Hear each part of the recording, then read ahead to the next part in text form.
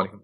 আজকে আমরা দেখব যে কিভাবে টোন এবং মুড নিয়ে আমরা পরীক্ষাতে লিখতে পারি বা এইটা আসলে কি সেটা নিয়ে আমরা ১ম এ আলোচনা করব। তারপরে আমরা দেখব যে টোন এবং মুডটা আসলে কি লেখা হয় এবং পরিশেষে আমরা দেখব যে টোন এবং মুড এই ২ টা বিষয়ের ভিতরে পার্থক্য কি? এই সম্পর্কে একটু আলোচনা করার পর আমরা সম্পূর্ণ ফরমেটটা দেখব। অর্থাৎ আ এমন একটা ফরমেট তোমাদেরকে দেব যেই ফরমেটে তোমরা যেকোনো কবিতার টোন এবং মুড লিখতে পারো কিংবা আম সামনে একটা উদাহরণ সহ একটা কবিতার উদাহরণ সহ আমি টোন এবং মুডটাকে লেখার একটা ইউনিভার্সাল নিয়ম লিখে দেব। যাতে করে যে পোয়েমই আসুক না কেন তুমি সেটাকে উত্তর করতে পারো। ওকে, টোন এবং মুড এটা আসলে কি? আমরা যখন কবিতাটা পড়ি, তাই না? তার আগে কি পোয়েট একটা কবিতা লেখেন। তো কবি যখন একটা কবিতা লেখেন তার একটা মনের একটা ভাব আছে, মানসিক ভাব আছে। যেটাকে কি বলা হয়? যেটাকে বলা হয় অ্যাটিটিউড। তো টোন এই জিনিসটা হচ্ছে পোয়েট এর অ্যাটিটিউড অর্থাৎ লেখকের অ্যাটিটিউড বা মনের ভাব। অর্থাৎ কবি যখন লেখেন তখন তার ওই লেখাতে আসলে কি ফুটে উঠেছে, তিনি কিভাবে লেখেন, তার মুড কেমন ছিল লেখার ভেতরে। অর্থাৎ এটা হতে পারে আ আনন্দের সাথে কোনো কিছু লিখেছেন কিংবা হতে পারে রিফ্লেক্টিভ। রিফ্লেক্টিভ মানে হচ্ছে আ তিনি চিন্তাশীল হয়ে কিছু আলোচনা করছেন কবিতার ভেতরে আ এবং তিনি তার নিজের যে চিন্তাভাবনা সেটাকে সুন্দর মতো ডেলিভার করতে পারছে কিনা। তারপরে মেলানকলি বলে একটা আছে। এটা হচ্ছে লিটল স্যাডনেস অর্থাৎ আমরা যেগুলো ভেবে আমরা আ একটু স্যাড হয়ে যাই, একটু দুঃখ অনুভব করি। সেগুলো হচ্ছে আমাদের মেলানকলিক এর ভেতরে। তো এরকম আরো কিছু মুড আছে। এমন আরো কিছু টোন আছে। সেগুলোকে আমরা সামনে আলোচনা করব। আচ্ছা, টোনটা তাহলে হলো কি আমাদের কবির যে অ্যাটিটিউড অর্থাৎ কবি যখন কবিতা লিখছেন তার লেখার ভিতরে আসলে তিনি কি অনুভব করছেন, লেখার ভিতরে তিনি ঠিক কি ফুটিয়ে তুলছেন সেটা হচ্ছে কবির অ্যাটিটিউড বা হচ্ছে টোন যেটাকে আমরা বলি। আচ্ছা, আর মুড জিনিসটা কি? মুড জিনিসটা হচ্ছে রিডার্স ফিলিং। অর্থাৎ আপনি আমি কবির সেই লেখাটা পড়ে আসলে কি ফিল করব, আমরা কি ফিল করি সেটা হচ্ছে আ কবির আ লেখা পড়ার মাধ্যমে আ যারা পড়ছে তাদের ফিলিংস। এটাই হচ্ছে মুড। তো টোন আর মুড জিনিসটা কি আশা করি বোঝা গেছে। টোন এক কথায় হচ্ছে কবি তার লেখায় যে অ্যাটিটিউডটা ফুটিয়ে তুলেছে সেটা হচ্ছে টোন এবং মুড হচ্ছে আ কেউ একজন কবির ওই লেখাটা পড়ে আসলে কি অনুভব করছে সেটাই হচ্ছে মুড। তো এই যে টোন আর মুড এগুলো পারস্পরিক কিন্তু সম্পর্কযুক্ত। এজন্য আমরা অবশ্যই ২ টাই দিব। অর্থাৎ কবি যেটা যেই অনুভব করে লিখছেন আ রিডার একজন যে পাঠক সেও তো সেই ফিলিংসটাই পাবে, তাই না? এই কারণে ২ টাকেই আমরা একসাথে লিখব। ১ম এ কি করব? ১ম এ আমরা ওই কবিতাটার টোনটাকে আইডেন্টিফাই করব। টোন বলতে কবি আসলে দুঃখের সাথে নাকি কবি আ খুশির সাথে লিখছেন, নাকি এক্সাইটমেন্ট নিয়ে লিখছেন, নাকি কোনো কিছু বিস্তরভাবে বর্ণনা করছেন, নাকি কবি নিজের মনোভাবকে তুলে ধরতে চাচ্ছেন, নাকি অতীতের কোনো ঘটনাগুলো তার কবিতাতে ফুটে উঠেছে।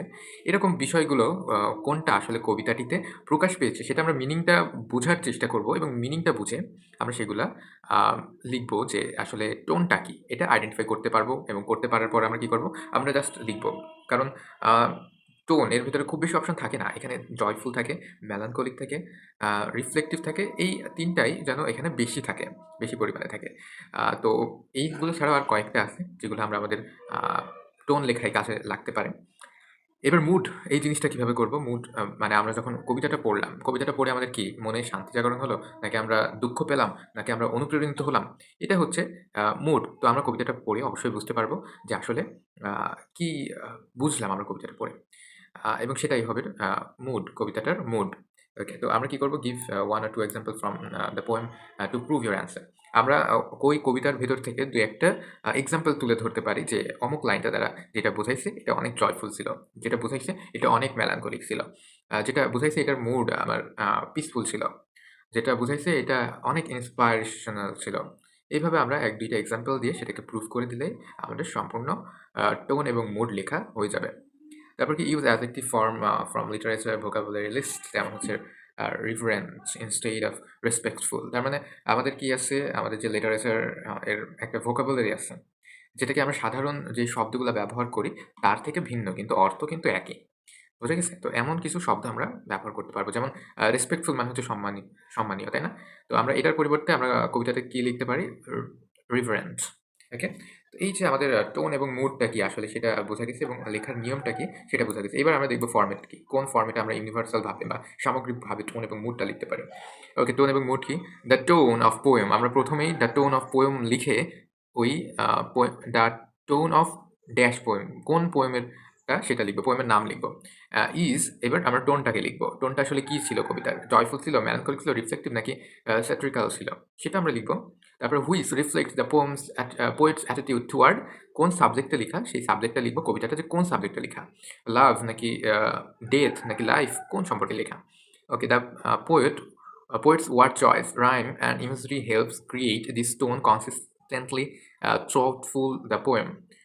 তার মানে কবির যে সকল শব্দ চয়ন, যে সকল আম ছন্দ এবং যে সকল বিষয়গুলো সে আ ইমাজিনেশন ক্রিয়েট করতে কাজে লাগিয়েছেন, অর্থাৎ ইমেজরি যেটাকে বলে, সেটা আসলে যে ওইটাকে সাপোর্ট করছে সেটা আমরা বলে দিলাম। এবার ফর এক্সাম্পল দেব। ফর এক্সাম্পল লিখে ২-১ টা লাইন আমরা কবিতাটার থেকে তুলে ধরবো এবং লাইন তুলে ধরার পর আমরা কি লিখবো যে এটা দ্বারা এটা বোঝাচ্ছে। The mood experienced by the reader is, the mood experienced by the reader.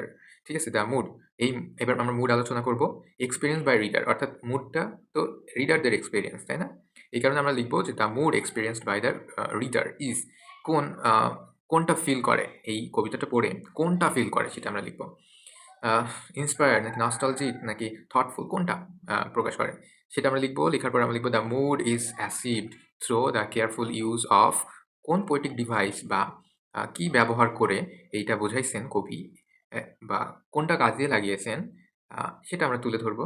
কবিতাটা পড়লে আমরা বুঝতে পারবো যে অমুক ওয়ার্ডটা দ্বারা এইটার সাপোর্টিভ কিছু বানিয়েছে। তার মানে অমুক ওয়ার্ডটা দ্বারা আমরা বুঝতে পারি যে এইটা একটা কি থটফুল একটা লাইন, থটফুল একটা কবিতা, বা যারা পড়ছে তাদের জন্য একটা থটফুল বা চিন্তাশীল একটা বিষয়। The combination of tone and mood ensures that the emotional effect of the poem remains strong long after reading. ঠিক আছে? এর মানে কি, the combination of tone and mood, tone এবং মুডের কম্বিনেশন এটা নিশ্চিত করে যে যেই ইমোশনাল ইফেক্টটা কবি ফুটিয়ে তুলতে চেয়েছেন, আর যারা পড়েছেন বা যারা পাঠক তারা ওই সেম ফিলিংসটা পেয়েছে। ওকে, তো আমরা এভাবে লিখে দিলে আমাদের টোন এবং মুডে সম্পূর্ণ নাম্বারটা পাওয়া কিন্তু সম্ভব। এবার আমরা দেখি, আমরা একটা উদাহরণ দিয়ে দেখব টোন এবং মুডের একটা উদাহরণ। Okay, the tone of the poem, কোন পোয়েম? আমাদের যে এক্সাম্পলটা আমরা নিয়েছিলাম, কি এক্সাম্পল নিয়েছিলাম? Shall I compare thee to a summer's day. Okay, তো টোন লেখার সময় আমরা কি লিখবো? The tone of the poem is admiring, admiring and affectionate. এই যে কবিতাটা shall I compare thee to a summer's day, এখানে কি করে? কম্পেয়ার করে, অ্যাডমায়ার করে বা প্রশংসা করে তার বিলাভড ওয়ানকে। Okay, as the poet praised the beloved's beauty with great warmth and respect, তার যে ভালোবাসার মানুষটা বা তার যে প্রিয় মানুষটা তার সৌন্দর্যকে অনেক বেশি গ্লোরিশ করে বা রেসপেক্ট বা সম্মানের সাথে তুলে ধরে। The mood created the readers is uplifting and romantic. Uplifting মানে হচ্ছে আস্তে আস্তে করে চরম উত্তেজনাপূর্ণ মানসিক অবস্থাতে নিয়ে যায়, অ্যান্ড রোম্যান্টিক। ওকে, তো এর মানে হচ্ছে আমরা যখন পড়তে থাকবো আস্তে আস্তে ভালো লাগাটা আস্তে আস্তে কি হবে? আস্তে আস্তে আরো গাঢ় হবে।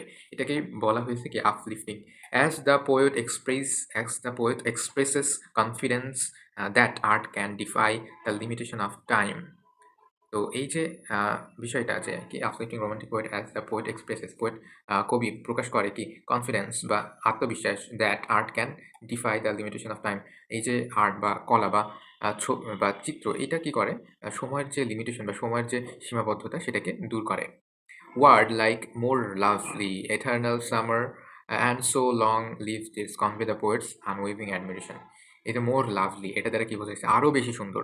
eternal summer মানে যেই সামারটা কি হয়? শেষ হয়ে যায় না।